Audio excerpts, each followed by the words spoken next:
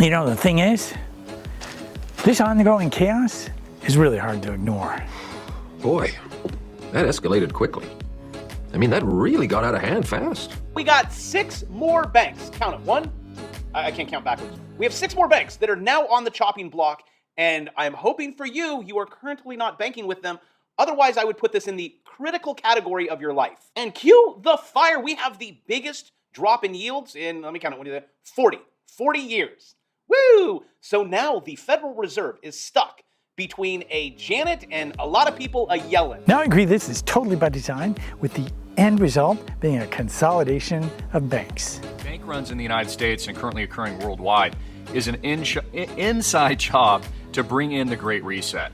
Okay, so this whole thing is engineered from the get-go to give you the solution that they want to give you. And that is they want to create basically a monopoly of banking power where no other banks are allowed to exist except for the too big to fails that are now more systemically at risk than they've ever been before. So what they continue to do and what the central bank does is they reward fraud.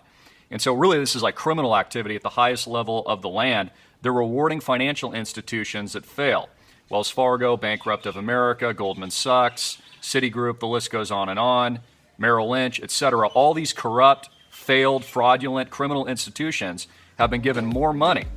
And what it's doing is putting pressure on other banks. As always, it was the result of consolidation. More centralized authority, more centralized control. Of course, by design. This is all the usual gameplay. It's done over and over again, repeated cycles, and our collective spirit has responded well in the past. Consider the closing of small and medium-sized businesses in the last couple of years.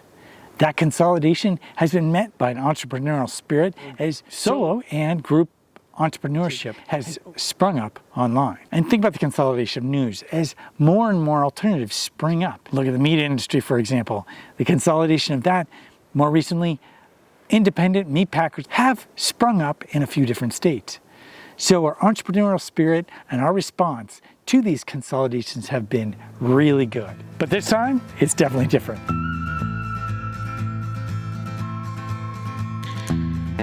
Now, as far as I know, it's actually not legal for an individual to be a bank. So it's not like a lot of individual or group banks are going to spring up after this consolidation. But rather than freak out, consider this from Jason Breshears.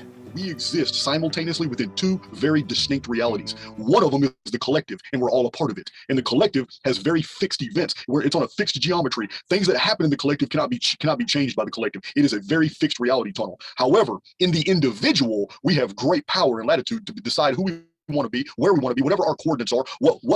Basically, we are free within the construct.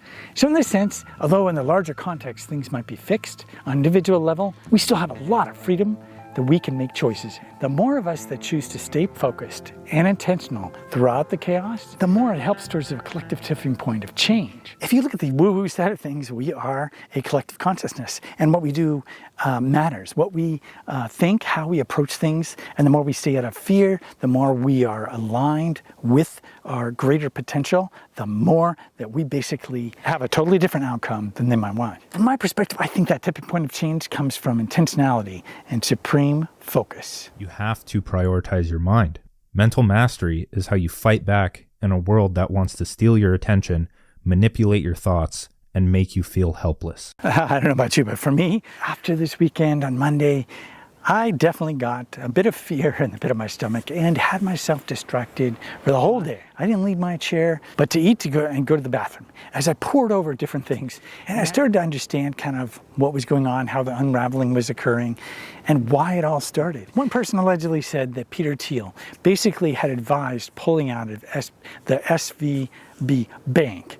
And of course, those people he was advising had followed suit, and then other people did as well. This enacted this whole roller coaster and bank runs. It might seem like the larger banks are affected, but I'm still pretty suspect. I think it's basically one of those things where experts will come up with this list of the safe banks that you want to put your money in.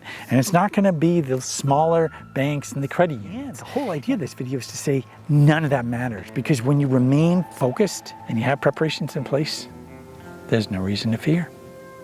Anyway, if you found this video helpful, be sure to give it a like. Thanks a lot for watching, and I'll see you next time.